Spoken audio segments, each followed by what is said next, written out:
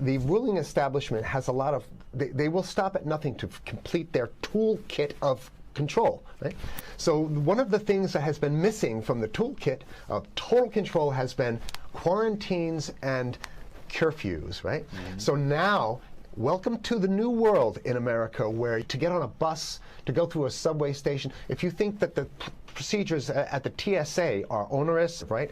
Guess this is coming to a bus depot near you. It's a more invasive way, and the ruling class needs this because, let me say, if the ruling class ever saw wide-scale civil unrest, you'd see an Ebola outbreak in America right away. Okay, so this is, what you see is that Ebola is another tool in the toolbox of the ruling class control. Yeah, to keep down absolutely, repression. Positively, 100%. This is a tool. Right. Ebola doesn't just magically start spreading. Mm-hmm. And then we have this doctors that come back here. The white people, of course, live.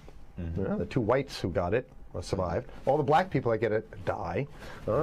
It's very possible that these one of these NGOs over there is going around with a veil of Ebola or spreading it from a small plane onto villages. The point is to get hundreds of thousands of people infected with it and create the next phase of control. Now, one of the things I'd like to show to back up my my claims here. Here's a document from the Rockefeller Foundation. Rockefeller Foundation, right there. You can zoom in on that, where my finger is. It's called Scenarios for the Future International Development, the Rockefeller Foundation. All right? Okay, let's take a look at what they're saying here. This is something like a 50, 60-page document. I'd like you to go to page 18, if you can look at this up on the internet, but I'll read it off to you. It's called lockstep, lockstep. And this is a phrase that I used right after 2001 when I saw the entire system of the United States, including the population, were in lockstep. So the Congress went along, and yes, it was Osama bin Laden, and the people waved their flag and said, I hate, hate, hate, hate, and everything was in lockstep. Well, in 2010, they published this, Rockefeller Foundation, and here's what they're saying. They're saying that they call it a scenario. These are scenario narratives, and they speak about it in the past tense. So they put out this scenario, lockstep. A world of tighter, top-down government control and more authoritarian leadership with limited innovation and growing citizen pushback. Okay, I'll read a little bit of it. In 2012, the pandemic that the world had been anticipating for years, nobody was anticipating a pandemic, finally hit. Unlike 2009's H1N1, this new influenza strain originating from wild geese, they use some scenario, but this is Ebola they're talking about. Ahead. Even the most pandemic-prepared nations were quickly overwhelmed when the virus streaked around the world, infecting nearly 20% of the global population and killing 8 million in just 7 months, the majority of them healthy young adults. The pandemic also had a deadly effect on economies. You can see the agenda. Just naked, raw, naked control agenda written down, and it's anybody's guess how this becomes effectuated in real life. So whether this is written specifically as marching orders or whether people take it upon themselves in the intelligence networks to say, okay, well, this has been produced, so this is the plan here. But these narratives have to be written in advance because the intelligence agencies don't know how to do these narratives. They need help. So these think tanks, they come up with these like Rand Corporation, Rockefeller Foundation. These are think tanks of death. They're not the think tanks, they're not there to find great ways to help people. Right? Okay, the pandemic also had a deadly effect on economics. International mobility of both people and goods screeched to a halt. Right? Which is what they want. They want a completely isolated world, right? Debilitating industries like tourism and breaking global supply chains. Well, of course they want tourism stopped because they're not in the tourism business, and they want you at home in your house in front of the TV. Then they got you. because once you watch the TV, they own your soul.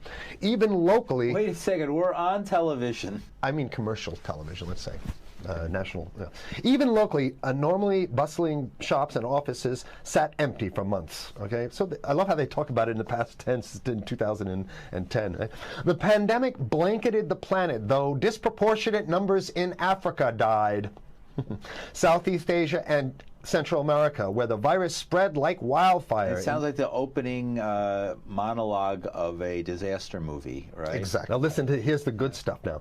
But even in developed countries, containment was a challenge. Now here's this one. I love this one. The United States' initial policy of strongly discouraging, in quotation marks, strongly discouraging citizens from flying proved deadly in its leniency. So they're saying, that... No, keep going. Okay, read it. Proved deadly in its leniency. So they should have been tougher, right?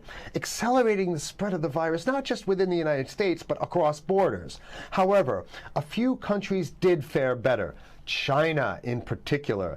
The Chinese government's quick imposition and enforcement of mandatory quarantine for all citizens, as well as its instant and near hermetic sealing off of all borders, saved millions of lives, stopping the spread of virus far earlier than in other countries. So the message is here is we have to look towards the Chinese, the oppressive totalitarian Chinese regime as an example of what we need to be doing here. And of course, the ruling class here loves the Chinese regime because they have demonstrated to the ruling class the most efficient form of capitalism, which is authoritarian capitalism. So we have capitalism, but unfortunately we have this veil. I get it. We have this veil of democracy. This is very interesting. This is continue on. Okay. Okay. China's government was not the only one that took extreme measures to protect its citizens from risk and exposure.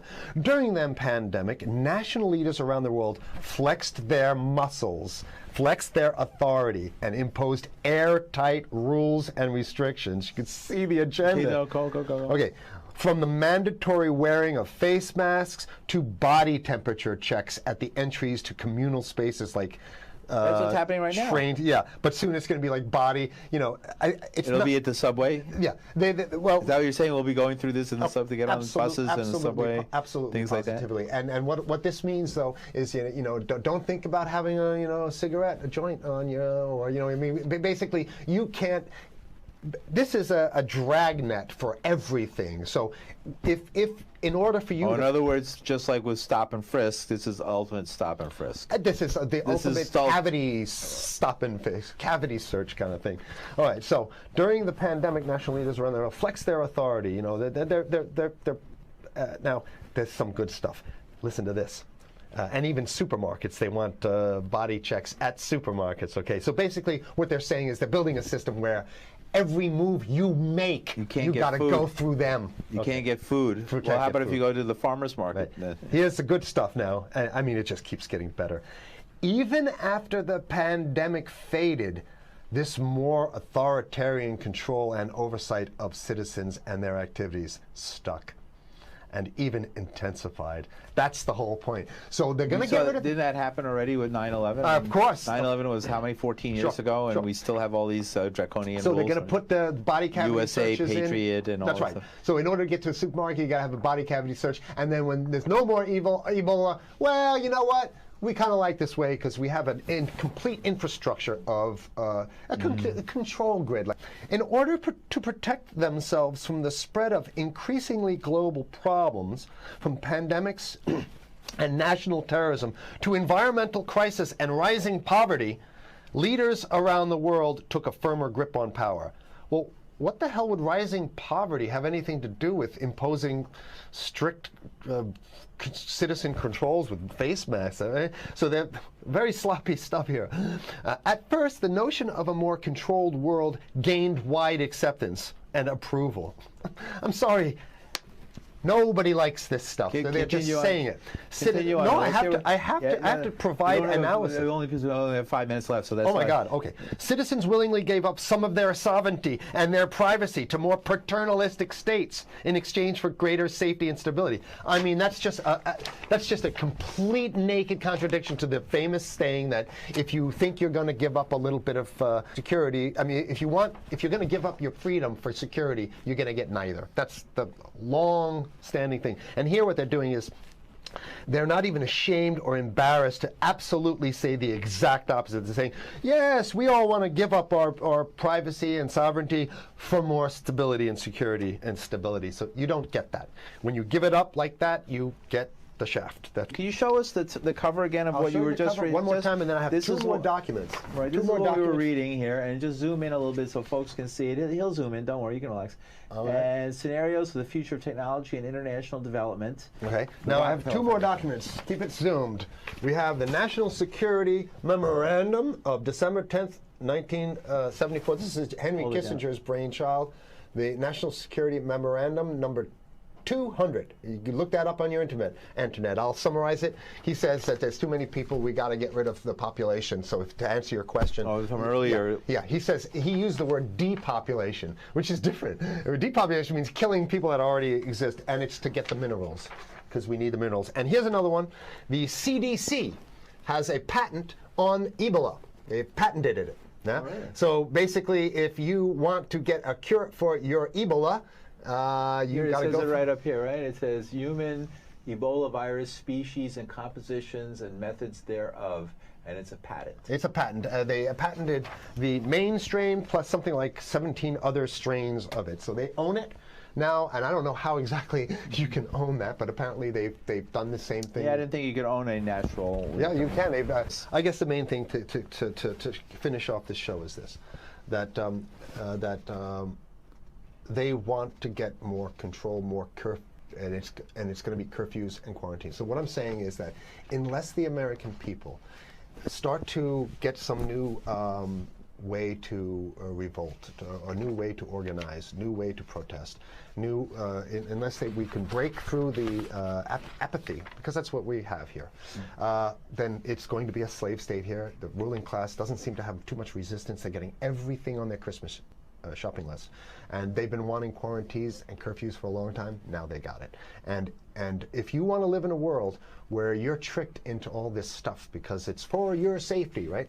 And if you want to have a probe and make sure you got to check your pockets, make sure you don't have anything incriminating on you before you go out, and when you step out of your house, you want some police there to monitor and see what you're doing. If that's the world you want to live in, be apathetic, don't do anything. You're going to get that world very soon. It's coming your way, definitely. Mm-hmm. Yeah. So what should people do? What's the hope? You have 30 seconds. To wake up, learn about it, and go fight these bastards in Washington. They're easy to beat. If we can just organize, we can beat them. It's simple. They're weak, and there's so few of them.